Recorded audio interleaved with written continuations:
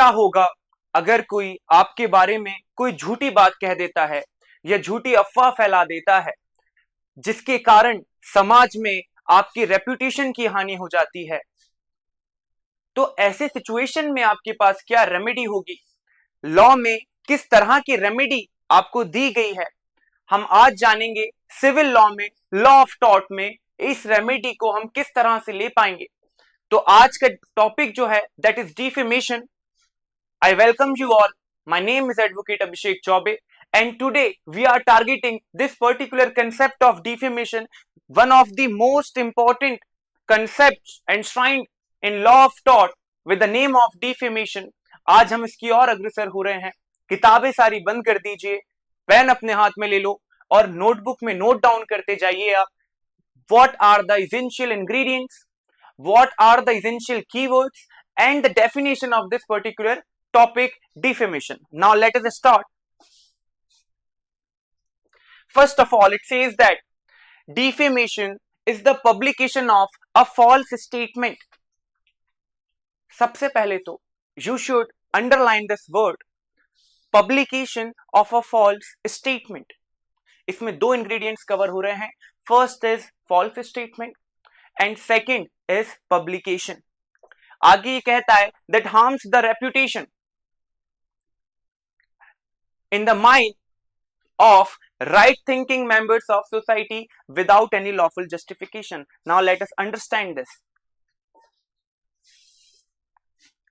सबसे पहले बात जो कही गई है वो झूठी होना चाहिए. There has to be a false or defamatory statement which is referred to the plaintiff. तो पहली बात ये क्लियर है कि झूठी बात होनी चाहिए, मैलिशियस इंटेंशन के साथ होनी चाहिए, लेकिन इंटेंशन यहां जरूरी नहीं है. अगर स्टेटमेंट डिफेमेटरी है in itself, then also it is a subject matter of defamation in law of tort under civil law. ठीक है, हम पहला इंग्रेडिएंट समझ गए. दूसरी बात कर रहा है ये, it should be referred to plaintiff. Plaintiff को रेफर करना चाहिए. जो व्यक्ति विक्टिम है उसको रेफर करना चाहिए कि मैं ये बात पर्टिकुलरली इसी व्यक्ति के बारे में बोल रहा हूं. फॉर एग्जाम्पल, हम 4 लोग खड़े हैं और अगर मैं एक व्यक्ति के बारे में बोलता हूं एक झूठी बात कि ये जो व्यक्ति यहां खड़ा है बी, ये चोर है, this is a case of defamation. I can be held liable to pay compensation to that particular person क्योंकि बात झूठी है, डिफेमेटरी है. अब मैंने इंटेंशन के साथ ये किया है या नेग्लिजेंस से हुआ है या अनइंटेंशनल है, तीनों ही केस में मेरे ऊपर लाइबिलिटी बनेगी डिफेमेशन में under law of tort, falling under the purview of civil law. तो एक तो अपन ने देख लिया फॉल्स स्टेटमेंट होना चाहिए. दूसरा इंग्रेडिएंट अपन ने देखा it should be referred to plaintiff directly. लेकिन ट्रस्ट मी, अगर थोड़ा सा क्वेश्चन डिफिकल्टी लेवल पे आता है, डिफिकल्टी लेवल मॉडरेट से हाई चला जाता है, तो यहां पे कॉन्टेक्सचुअल इंप्लाइड स्टेटमेंट्स को भी देखा जाएगा किस कॉन्टेक्स्ट में दिए गए हैं. इनडायरेक्ट वे में अगर लोग यही समझ रहे हैं कि बात इसी को रेफर की गई है तो भी डिफेमेशन कहलाएगा. इसे समझ लेते हैं हम. ये कैसे हो सकता है? मान लीजिए अगर मैं एक बात कहूं कि द ओनली जज, ओनली फीमेल जज या फीमेल जज of Indore high court is a fraud, और हाई कोर्ट में इंदौर के सिर्फ एक ही महिला जज है, तो कॉन्टेक्स्ट अगर हम देखेंगे तो लोग क्या समझेंगे, भाई जज एक ही फीमेल जज है, तो अगर ये बात कही गई है डिफेमेटरी तो ये इन्हीं के परिप्रेक्ष्य में कही गई है, इन्हीं के कॉन्टेक्स्ट में कही गई है, इन्हीं को रेफर करके कही गई है. तो respective of the fact whether the statement was referred to the plaintiff directly or indirectly, still you will attract the liability under defamation law of tort. इस पे क्वेश्चन बन सकता है. परफेक्ट एग्जांपल है, वीडियो पॉज करके अपनी notebook में आप लिख लें. अभी तक हमने 3 इंग्रेडिएंट्स देखे हैं, 3 इंपॉर्टेंट बात देखी है, आगे और हम समझते हैं. फॉल्स स्टेटमेंट हम समझ गए, इंटेंशनल होगा, इंटेंशनल नहीं होगा तो भी लाइबिलिटी आएगी, हम ये समझ चुके हैं. Now let us understand publication publication का मतलब ये नहीं होगा बेटा अखबार में छपवा दिया या टीवी पे चला दिया। हाँ, पब्लिकेशन का मतलब ये नहीं होगा, आप गलत समझ रहे हैं अगर आप पब्लिकेशन से ये समझ रहे हैं। मैं अगर आपके बारे में कोई डिफेमेटरी स्टेटमेंट किसी तीसरे व्यक्ति को बता दूं, when it comes in the knowledge of third person it will be referred to as publication. बात समझ में आ रही होगी आप लोगों को। If the defamatory statement is communicated to the third party it will be termed as publication. तीसरे व्यक्ति के अगर नॉलेज में आ गया है, 4-5 नहीं 2 में से अगर मैं आपके लिए कोई बात डिफेमेटरी स्टेटमेंट तीसरे व्यक्ति से करता हूं, this is publication. So I have fulfilled all the 3 ingredients. I have made a defamatory statement about you. So there was a defamatory statement which was referred to you. Both the ingredients are fulfilled. Now the last ingredient, it has to be publicized. It has to be published, means it should come in the knowledge of third party. That's it. Without any lawful justification. Lawful justification हम किस तरह से दे सकते हैं? अगर हम defence avail कर सकते हैं तो मतलब सर हम डिफेमेशन की डिफेंस भी पढ़ेंगे डेफिनेटली बेटा। As of now we are through with the definition that defamation is if a person injure the reputation of another person in the right thinking members of society. इस पे question बन सकता है आपको, कैसे? पहली बात तो ये जान लीजिए कि रेप्यूटेशन का मतलब यहां है जो आपकी इमेज समाज की नजर में है। आप अपने आप को क्या समझते हो उससे हमें मतलब नहीं है। रेप्यूटेशन का मतलब होगा लोग आपके बारे में क्या सोचते हैं, समाज आपके बारे में क्या सोचता है, समाज के परिप्रेक्ष्य में समाज आपको किस निगाह से देख रहा है। तब अगर आपकी रेप्यूटेशन का हार्म होता है then it will be defamation. अगर मैं कोई बात आपसे प्राइवेट बोल दूं, हम दोनों ही हैं, और मैं आपको बोलूं कि यार तुम कितने बेकार आदमी हो यार, you are a fraudster, this is not a defamation because it has not come in the knowledge of a third party. I hope I am making sense और आप समझ पा रहे हैं मैं जो कम्युनिकेट कर पा रहा हूं यहां पे बिना किसी त्रुटि के। तो रेप्यूटेशन मतलब ये नहीं बेटा हर इंसान अपने आप को हीरो समझता है। आपकी रेप्यूटेशन समाज की नजर में क्या है? अगर समाज की नजर में आपकी रेप्यूटेशन लोअर डाउन हुई है, कम हुई है, डैमेज हुई है, तो फिर आप डिफेमेशन लगा सकते हैं। एक सवाल इस पे बन सकता है, डिफेमेशन की सिर्फ डेफिनेशन से मैंने आपको बता दिया है, आपको 5 सवाल इस तरह से बन सकते हैं। छठा, अगर मैं पागल खाने में जाकर के पागलों के बीच में आपके बारे में बहुत उल्टा सीधा बोलता हूं, ये व्यक्ति चोर है, ये फ्रॉडस्टर है, ये इमोरल लिबर्टीन है, क्या ये डिफेमेशन होगा? I want your answer in the comment section. ठीक है, now the last line as you can see in the PPT, the law protects reputation not self respect. Injury must occur in public estimation in the eyes of society. So these both the lines are very important. You should write down this in your notebook. Now the time has come to understand the bifurcation. So defamation अगर एक तना है तो आगे जाकर के दो जो उसकी ब्रांचेस हैं जो डिवाइड हो रही हैं दो तरह से, first is slander and second is label.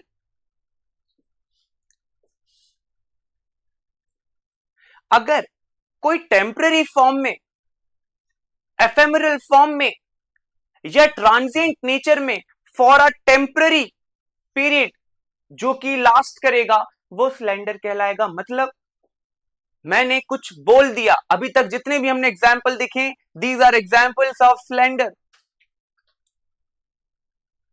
अगर टीवी पे आ गया, अखबार में छप गया, ऑनलाइन आ गया तो दैट इज लिबल। क्यों? क्योंकि अब परमानेंट फॉर्म में आ गया है बेटा।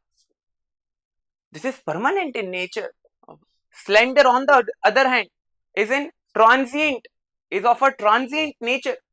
अगर कोई व्यक्ति स्पीच दे रहा है और फॉल्स स्टेटमेंट देता है डिफेमेशन का तो वो स्लैंडर में आएगा। लेकिन साथ में अगर वो पर्चे भी बंटवा देता है, पुतला जलवा देता है, ऑनलाइन वीडियो चलवा देता है, पोस्ट कर देता है, that would be a perfect example of libel. I hope you understood the definition of defamation, the keywords of defamation, what is the meaning of reputation, what is the concept of in the mind of society, what is the concept of false statement, what is the meaning of publication, what is the difference between libel and slander. Now we are proceeding towards the next slide. So these are the key ingredients that we have already studied. Defamatory statement has to be there, and that should be referred to the plaintiff. And third is publication, when it is known by the third party. You can write it down in your notebook. Now, the defamatory statement must actually harm the reputation of plaintiff. यहां पर आपको और अच्छे से keywords दिए हुए हैं, word से, साइन से, इमेजेस से या जेस्चर से. And the target should be the point, the defamatory statement should be referred to the plaintiff. Direct identification, नाम लेकर के बोल दिया है, इसके एग्जाम्पल मैं आपको बता चुका हूं, बिचोर है. इनडायरेक्ट आइडेंटिफिकेशन मैं फीमेल जज वाले एग्जाम्पल से आपको इंदौर हाईकोर्ट के बता चुका हूं. Now, if there is no publication, just a self-reading, then it is not a defamation. When it comes to the knowledge of third party, it becomes a case of defamation. Now, इस पे question बन सकता है, मान लीजिए मैं आपके बारे में बहुत उल्टी सीधी बात करता हूं, डिफेमेटरी स्टेटमेंट्स लिखता हूं एक कागज पर और बहुत 10 पॉइंट्स लिखता हूं कि तुम बुरे हो, भले बुरे हो, अलग अलग कॉन्टेक्स्ट में, वही फ्रॉडस्टर हो, चोर हो, इमोरल लिबर्टीन है. I am casting aspersions on you in a written form, और मैं ये चीज उर्दू में लिखता हूं और मैं अपने दोस्त को लिख रहा हूं जिसका नाम है अविनाश. अविनाश को उर्दू नहीं आती, ये मैं जानता हूं, लेकिन अविनाश जिसके साथ फ्लैट में रहता है उसके फ्रेंड को उर्दू आती है. It's a case of defamation because here I know Avinash doesn't know Urdu, तो डेफिनेटली वो किसी से पढ़वाएगा, और किसी से पढ़वाएगा मतलब थर्ड पार्टी के नॉलेज में आ गया है. ये क्वेश्चन तय बात है बन करके आ सकता है बेटा, हाई चांसेस हैं ये क्वेश्चन आपको देखने को मिलेगा. 3 से 4 बार पूछा जा चुका है अलग अलग कंसेप्ट में. So although the characters will change, the locality will change, but the concept will remain the same. I hope you understood the point. Now, these are the defenses. Truth is absolute defense in tort. अगर आपने किसी को चोर बोला है और अगर वो सच में चोर है, this is a defense in defamation. अगर सामने वाले व्यक्ति की कंसेंट है, it is a defense in defamation. अगर कोई बात पार्लियामेंट में कही गई है एमपी के द्वारा जो कि पब्लिक इंटरेस्ट में है, यहां पर एब्सोल्यूट प्रिविलेज दिया गया है. क्यों? क्योंकि वो जनहित में बात करते हैं, तो यहां पर प्रिविलेज दिया गया है. अगर फेयर कमेंट है, क्रिटिक्स है, ओपिनियन है based on a lawful justification, then it's not a defamation if you are able to give lawful justification, because we have to make a harmonious construction. हमें freedom of speech का भी तो ध्यान रखना है, हमको डिफेमेशन का भी तो ध्यान रखना है, लेकिन दोनों में जब दोनों को बीच में हम हार्मनी बैठाएंगे, because defamation is also important, freedom of speech is also important because it is a fundamental right enshrined under article 19(1)(a) of constitution. तो आपका फ्रीडम ऑफ स्पीच कर्टेल किया जा रहा है, लेकिन ये जायज है, आपको बोलने का अधिकार है. इसका मतलब ये नहीं है आप कुछ भी बोलोगे किसी के बारे में. हम सभ्य प्राणी हैं, समाज में रहते हैं, हम बिना हमारे इज्जत के, बिना रेपुटेशन के, क्योंकि लॉ रेपुटेशन को भी प्रॉपर्टी मानता है. Right this in inverted commas. Property समझता है लॉ रेपुटेशन को.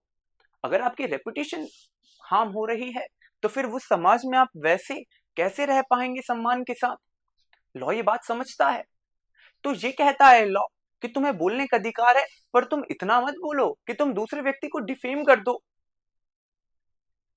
आपके पास फ्रीडम ऑफ मूवमेंट है, लेकिन आप मूवमेंट करते करते किसी के घर में घुस जाओगे ये कह करके कि हमारा फंडामेंटल राइट है।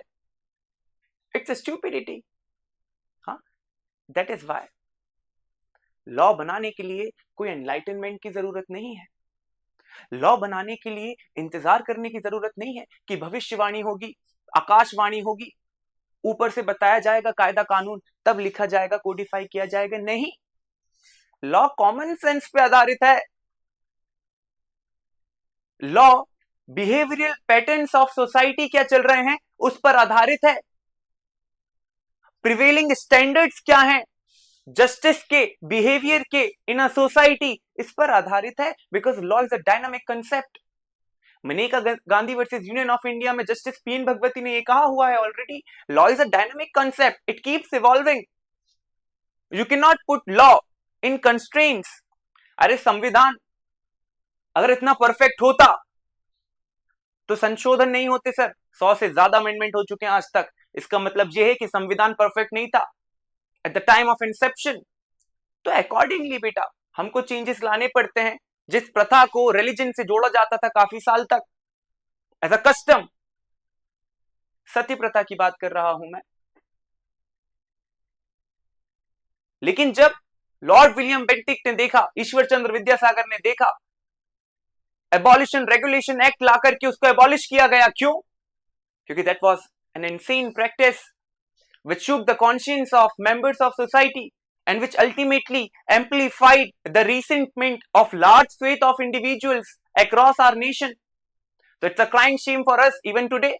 इस तरह की एक्टिविटी हम लोगों ने, हमारे बुजुर्गों ने विटनेस किया है। तो हमको बेटा हार्मोनियस कंस्ट्रक्शन का इंटरप्रिटेशन भी समझना पड़ेगा, जो आज हमने देख लिया। क्योंकि अब आपको पैसे जाएगा, फ्रीडम ऑफ स्पीच, फ्रीडम है लेकिन प्रिवेसी भी अपहोल्ड करके रखना है। फंडामेंटल राइट है फ्रीडम ऑफ स्पीच, लेकिन ये भी देखना है कि आप किसी को डिफेम ना कर दें। फंडामेंटल राइट है फ्रीडम ऑफ स्पीच, लेकिन ये भी हमको देखना है कि आप security, friendly relations, integrity, sovereignty of India को हार्म ना कर रहे हैं। So I hope I am clear. This is the defamation. I hope you have taken down the notes. Next lecture में we'll see certain landmark cases which will help us to solve the questions accurately and appropriately with efficiency. So that's all for today's lecture. I hope you understood the meaning of definition, the meaning of defamation, the meaning of word reputation in context of law of tort defamation, meaning of direct reference and its example, meaning of indirect reference and its example, meaning of publication, meaning of absolute privilege, meaning of qualified privilege, how truth act as a defense in defamation tort, why reputation is regarded as the property in the eyes of law, and ultimately what is the meaning of harmonious construction. आपको दो जवाब comment section में देने हैं। पहला ये कि अगर मैं पागल खाने में जाकर के आपके बारे में उल्टी सीधी बात करता हूं, झूठी डिफेमेटरी स्टेटमेंट्स दे करके, तो वो क्या डिफेमेशन कहलाएगा? पहला सवाल। दूसरा सवाल ये है कि क्या मरे हुए व्यक्ति का भी डिफेमेशन हो सकता है टॉर्ट में? ये दोनों ही क्वेश्चन के आंसर आप मुझे कमेंट सेक्शन में देंगे। नेक्स्ट लेक्चर में हम इन दोनों क्वेश्चन के आंसर्स के साथ स्टार्ट करेंगे और हम 10 लैंडमार्क केसेस देखेंगे with a PPT, with the help of PPT. काफी स्टूडेंट्स ने बात कही थी कि हमको अगर पीपीटी या पीडीएफ मिल जाएगा that would suffice. That's why I've come with a PPT and this would be the approach for the upcoming lectures. I hope you liked the lecture. My name is Advocate Abhishek Chaube. That's all for today's lecture. See you in next lecture. Take care.